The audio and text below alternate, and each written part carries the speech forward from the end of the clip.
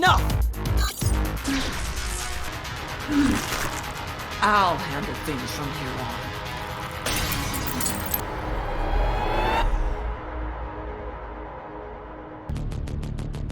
You're alive. I know what you're thinking.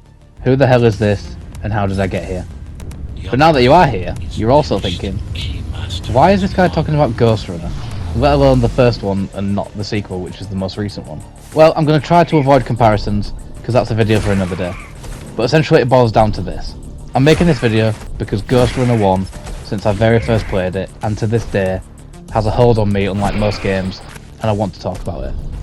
I don't play it all the time, but I make an effort to always come back and replay it. And hopefully after this video, you might want to do the same if you haven't already.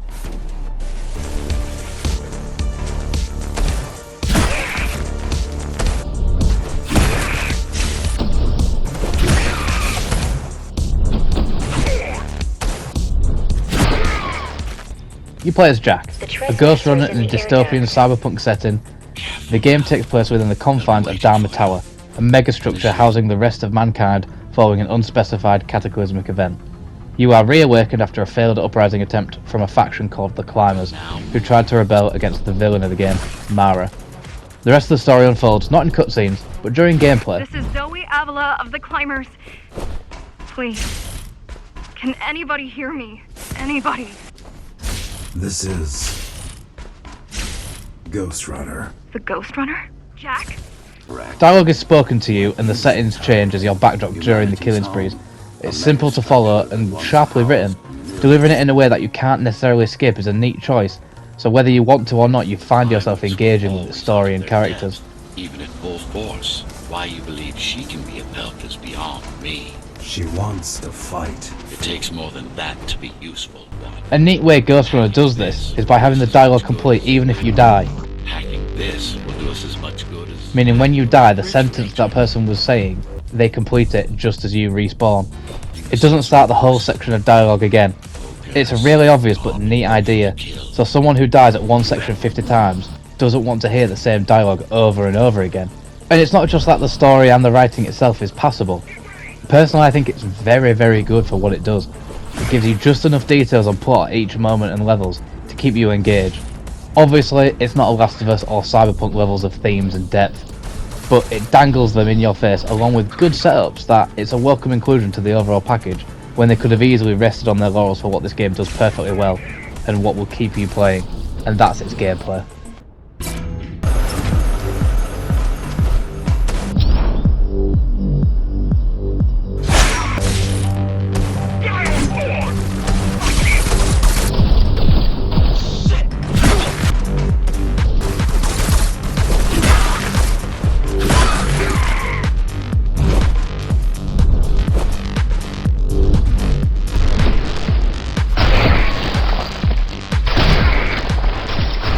Ghostrunner's bread and butter is its movement systems.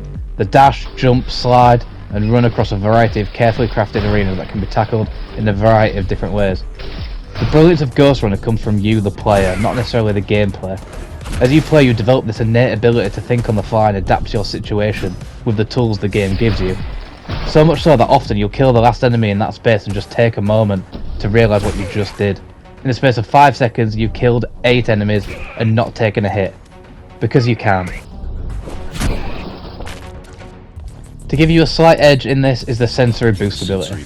Your dash button when held in midair becomes a slow motion button, allowing you to move laterally along your field of view while it has charge. You can literally jump right at a bullet and dodge out of the way before they know what's happened. It's an incredible feeling and total power fantasy. It's up there with Kratos' Leviathan axe for pure satisfaction levels alone. Coupled with this inherent ability is a host of unlockable abilities. Throughout the game, you will naturally acquire new abilities to use in combat, such as the blink or the shurikens.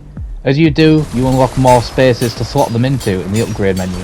This is a Tetris style upgrade system, meaning you have to slot the blocks into certain spaces to make them all fit. The more you fit in, the more power it gives you, and the more ultimate benefits you do carry. However, the more you put in, the less battery recharge time you get, due to overloading the system. It's a neat little system requiring thought and meaning something must be left out. You can't overload yourself. No, I don't think so. Not by her. Harnessing the ability system and coming to terms with the gameplay and movement mechanics is really important in Ghostrunner, for one reason only. Ghostrunner is a one-shot kill game, but that goes for you and the enemies alike. Anything that causes damage kills you. Any enemy, if you get to it first, is killable in one hit. This could be infuriating for some, but Ghostrunner has another ace up its sleeve: the press triangle to restart. This is able to be done the split second you die, giving impossible game indie vibes, if everyone remembers that. It perfectly captures the one more go formula, because there's no loading, there's no waiting. You die, you go and get it back straight away. Soon your deathless run will turn into 230 attempts, and you don't feel bad for it. It feels like learning, like a multiverse of possibilities, and the one you finally won is the one you were meant to win. It's a sadistic feature and sounds so simple, I can't honestly know if they did it on purpose or not, but either way, thank you, and I hate you at the same time. The gameplay you've been seeing in the background this entire time was all recorded by myself. After not having played it for a while, I picked it up like it was last night and played it like I'd never stopped. There is a learning curve here, but its systems are able to be exploited within the laws the game lays out. You can run faster and jump further simply by learning its mechanics. For me, the main comparison to be made between Ghostrunner 1 and Ghostrunner 2 is its level design. Whereas Ghostrunner 1 may have been limited in what it could do, I think it shined in a much more limited and linear gameplay setting than its successor, which I think stuttered in quite a few ways. Ghostrunner 1 manages its pacing and its levels perfectly. Okay, maybe there aren't necessarily incredible highlight moments, but I feel like its pacing and the levels are designed in such a way that there's no padding. You get in, you get out, and you're done. Bookmarking some of these levels are the boss battles. Now obviously no spoilers with these boss battles, but my Jesus Christ, these boss battles are so good. There's one boss battle that if anyone's played this game before, they'll know what I mean when I just say the Tower of Lasers. That's it. Like, I don't need to say anymore. That thing will give you PTSD in the best and worst way possible. Just so well done. Now, despite my love for this game, it would be really disingenuous for me to not talk about its downsides as well, because that's like what a balanced viewpoint is. I think the good outweighs the bad, but still I'm going to highlight some of the bad. For example, Ghostrunner can feel quite janky when it's slow, a la like Mirror's Edge. A game built solely on movement and momentum, you can't help but feel a little slow and janky when you lose said momentum, and sometimes for things that aren't your fault, be it the level design or something didn't contextually work properly, it can be quite hard sometimes to get that momentum back in said level. Also, in a game built on perfection and the idea of not dying, it's hard to not get annoyed when certain things out of your control affect your run, such as grappling to the wrong hook, mantling the wrong way, etc. Things like that. It's not a constant thing, but it wouldn't be genuine if I didn't say that the game responds perfectly every single time, but most of the time. As well, the section you're seeing here, these computer mind sections, for me, aren't the best. Some of them are puzzles, some of them are free run sections, barring one towards the end of the game. They slow the game down quite a lot. I understand why they're there, and they do serve to give you upgrades in the game, but they're not skippable. They're basically just sort of platform sections, and it's not the most fun you're going to have in this game. And just quickly on the ending, because obviously I don't want to spoil it, I'm not going to show any footage of it in here, but the ending is probably what sticks this game the most in my head in terms of the culmination of the writing, the story, and especially the gameplay. It is essentially everything you would want from a game like this to end. A culmination of every skill and movement ability you've learned, all having to be used in a seemingly never-ending gauntlet. All the while you've got this cool dialogue being spoken to you, etc. It's really well done. Back to the good things, another thing I have to highlight with this game that slaps so hard is its soundtrack.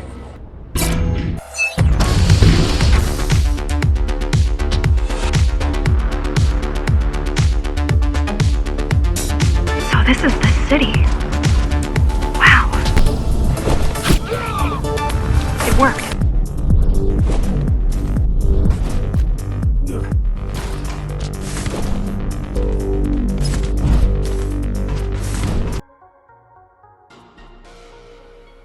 From its subtle, edgy opening to the constant bassy rhythms keeping you company as you tear through Dharma Tower. It may seem like nothing spectacular, but it's amazing how much this game's soundtrack lends to the gameplay and the overall package. It does what it needs to do. It makes you feel like a cyberpunk free-running ninja, only adding to the experience, never taking away.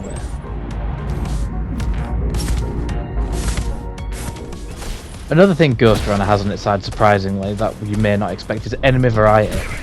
At well spaced out intervals, the game will introduce new enemies to you that require a different layer of thinking than before. Once you deal with them a couple of times in their own linear setting, it then throws them into the similar combat arenas that you've already faced, but again, with the similar enemy types you've already faced. It again leans into that power fantasy of, no matter what you throw at me, I can deal with. Everything you see can be taken down in one hit, but doing so requires a certain level of on-the-fly planning, as some enemies can only be taken down in certain ways, and they have certain attacks that need to be dodged in again certain ways. The enemy variety is good and sticks to the formula of the one-shot one-kill without ever feeling overpowered. And while looks aren't everything in games these days, it's hard to deny that Ghostrunner is still a lovely game to look at. I mean, go back and look at the rest of this video. I mean, you can put it on mute if you prefer to not listen to me again. But just look at the gameplay you're seeing and tell me it's not a pretty game. They had a style in mind and they absolutely aced it. You can tell what they were going for with it. And it's done with such confidence that you can't help but get wrapped up in the world. I do concede that part of that could be down to its limitations of how linear it is, because if you look in the details, like away from the routes that you're meant to go to, yes, okay, there are some things like some textures that aren't fully up to scratch, but for what you're playing and the areas you're going to be using, it looks so good. There's not too much visual clutter. Everything is so thematic and looks so crisp. Everything stands out. It's just I can't talk about it enough. Like I don't need to talk about it more, and I'm not going to, because the video you've seen, all the highlights, etc., really highlight the style and how good this game looks, I think. And then a little note for all the completionists out there: there are collectibles scattered across all levels that you might have seen me pick up in this video, ranging from audio logs to different sword designs, which you can see as you play. Nothing too crazy, things you may expect in games like these, but the background lore and the audio logs are quite interesting. So for people who want to chase that 100%, there are things to look for. There are also additional modes, the Project Hell, the Wave mode, and things like that, and obviously difficulty settings in terms of the main gameplay itself. So no, if you've been listening to the full video, Ghostrunner is not a perfect game, and it's not fair for me to say it is.